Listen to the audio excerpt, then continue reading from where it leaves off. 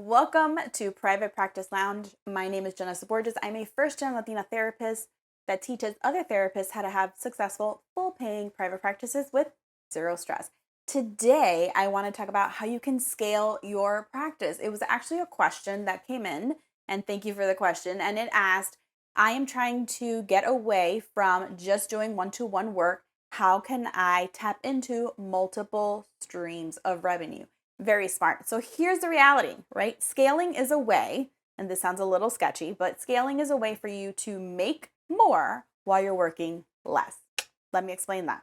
There are lots of ways that therapists can scale their practices because here's the truth. There is one of us and only a certain amount of hours in the day and certain days in the week and the year and patients. And while there always may be more patients, it takes a toll on our mental health. And I'm all about providing my clients with quality care, not quantity. Scaling. Let's talk about different ways to scale. So let's say you are completely full with one-on-one clients and you know you're stretched thin and you're starting to burn out, but your phone keeps ringing, which is a good problem to have, and we'll talk about that later. Something some people do is that they decide instead of referring out so many clients, they actually hire in another therapist into their practice as an employee. And if you're full or it's not a good fit, or the other person has better skill set for the specialty of whatever that client's coming in for, whether it's trauma or sexual abuse or EMDR or group or children or families, you name it, that person, you can then, instead of saying, I'm sorry, I'm full, you can actually refer to the clinician that you have on staff. Now, growing a practice, group practice, is not my specialty because for many different reasons, that was not the way that I preferred to scale my business. I am all about getting along with people, but I only want to be responsible for managing myself because it is a lot of work. And for that, I have a referral for you, and I will share that with you later. So one option is to scale, create a group practice. Something else you can do is you can create a self-paced course, a digital course on something that you are an expert in, or you continue to find yourself explaining over and over again in session with your clients. That happened to me when it came to women and self-esteem and boundaries. So I created a course.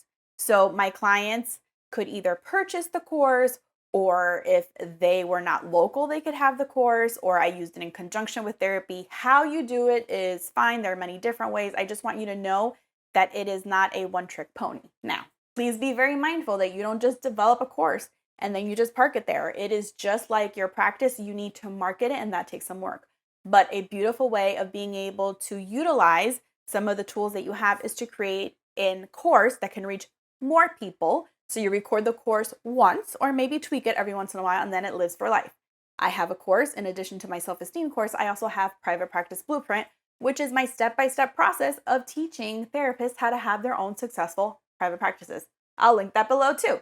So you see how we're going here?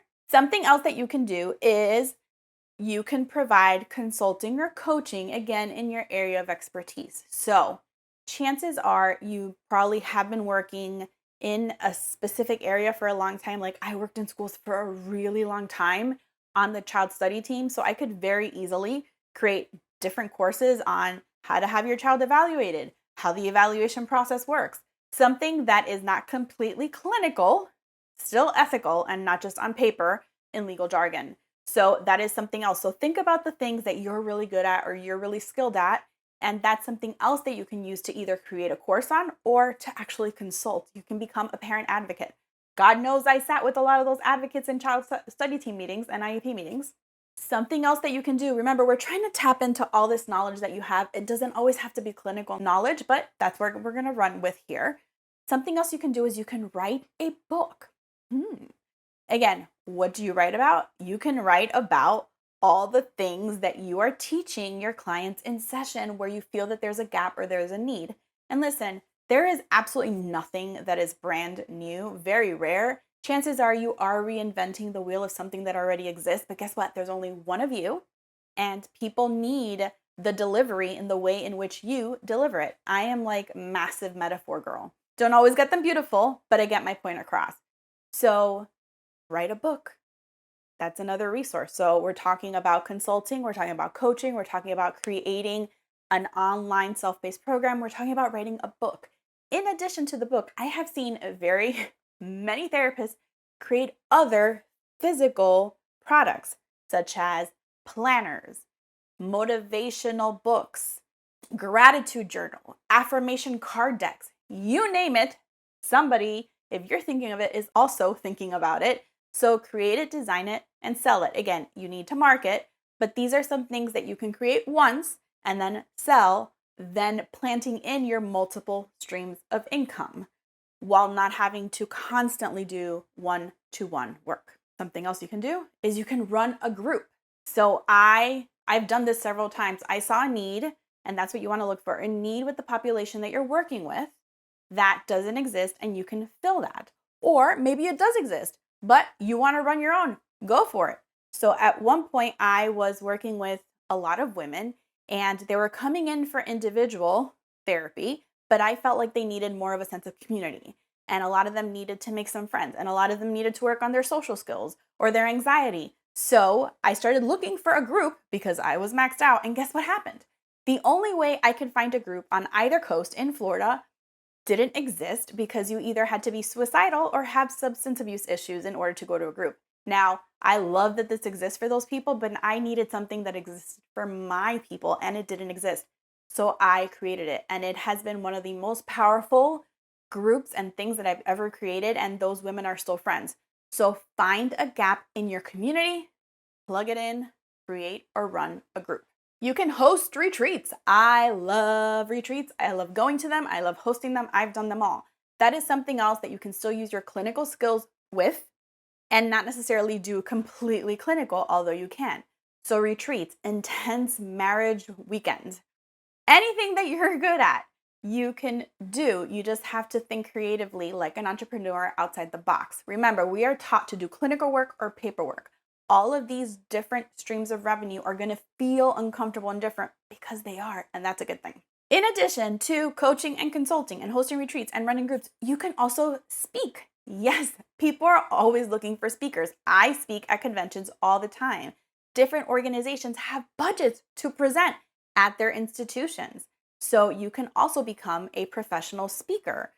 Not going to get into the details of that either because that's a whole different ballgame, but it is also another way where, yes, it is not one-to-one, it's one-to-many, but so is the income that you can make and the reach that you can get. Another thing you can do is you can create memberships similar to a support group.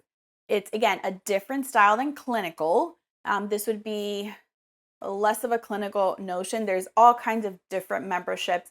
There are memberships for marketing and business. Get creative with it, right? I know that there's some membership for like moms adjusting after divorce, or I know that there's some groups with how to prepare emotionally as a single parent. All types of community, so similar to a group, but a lot of these are online memberships.